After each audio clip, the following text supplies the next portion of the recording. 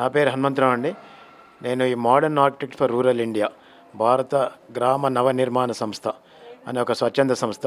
ఇది వరంగల్ జిల్లాలో గత 30 ఏళ్ళుగా పనిచేస్తూ ఉంది.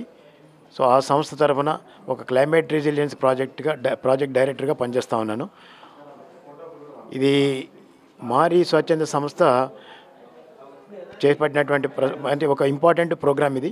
దాంట్లో ప్రస్తుతం మేము అక్టోబర్ నవంబర్ నుండి ఇప్పటివరకు ఒక 300 ఎకరాలు జొన్న సాగు చేయడము, తర్వాత ఒక 300 ఎకరాలు కొర్రలు, అండు కొర్రలు, రాగులు, వీటి గురించి ప్రజల్లో చైతన్యం తీసుకురావడం జరిగింది. అయితే గత వేసవికాలం చాలా హార్ష్గా ఉంది కాబట్టి, ఇప్పుడు కూడా వేసవికాలం నడుస్తూ ఉంది, చాలా హార్ష్గా ఉంది కాబట్టి బావులు ఎండిపోవడము, నీళ్లు సడన్గా తగ్గిపోవడము, టెంపరేచర్స్ ఇంక్రీజ్ కావడం వలన చాలామంది రైతులు జొన్న పంట అయితే వెళ్ళిపోయింది. కానీ కొర్రలు, అండు కొర్రలు, రాగులు అనేది వాళ్ళు పూర్తి చేయలేకపోయినారు.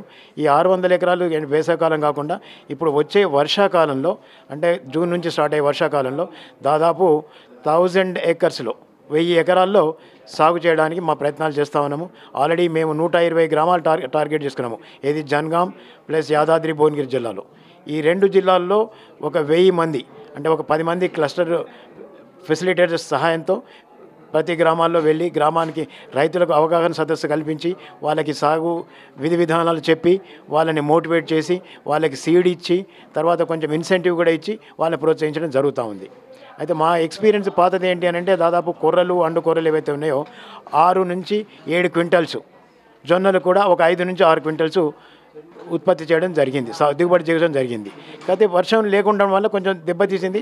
దాని గురించి మేము నిరాశ పొందట్లేదు. ఎందుకంటే ఇప్పుడు రానున్నది వర్షాకాలం కాబట్టి ఈ వర్షాకాలంలో తప్పకుండా మేము సక్సెస్ అవుతామని ఆలోచిస్తా ఉన్నాం.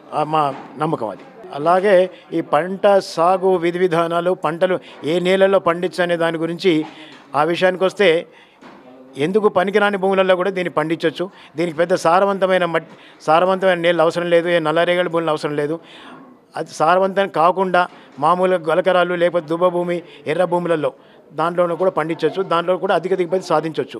కాకపోతే ఇంకొకటి ఇక్కడ ఏంటంటే ఇప్పుడు వర్షపాతం ఎంత అన్నారు, ఎక్కువ 4 వర్షాలు అయితే మనకు పంట వెళ్ళిపోతుందండి. మనం అనుకున్న దిగుబడి 6 నుంచి 7 క్వింటాల్స్ వరకు పర్ ఎకర్ సాధించవచ్చు. పెట్టుబడి ఎక్కువ పెట్టాల్సిన అవసరం లేదు. ఇప్పుడు మేము చెప్పేది ఏంటంటే, ఏదో రైతుని ఒకరికి ఉన్న పొలం అంతా దాంట్లోనే పండించమని చెప్పడం లేదు. ఉన్న దాంట్లో అట్లీస్ట్ వాళ్ళకు ఒక 4 ఎకరాలు ఉంటే 1 ఎకరం వాళ్ళ ఇంటి మందు 4 రకాల పంటలు పండించుకోవచ్చని వాళ్ళకు క్లియర్గా చెప్తా ఉన్నాం. అంటే ఇది అత్యంత బీద రైతు కూడా పండించుకోవచ్చు.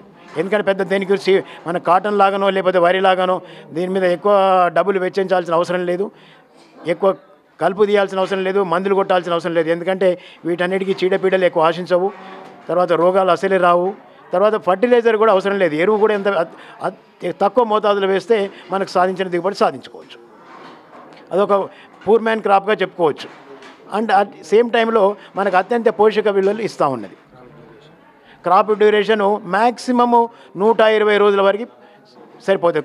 కొర్రలు, అండు కొర్రలు. అదే మిగిలిన కొన్ని అయితే ఇంకా 90 నుంచి కూడా సరిపోతుంది. 90 నుంచి 120 మ్యాక్సిమం అనుకోండి.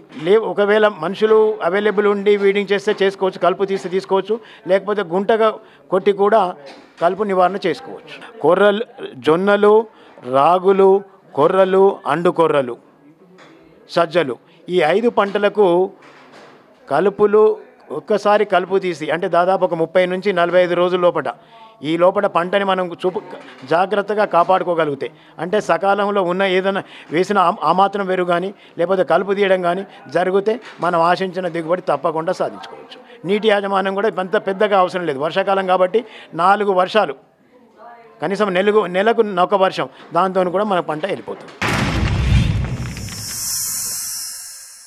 Like and subscribe Eagle Media Works.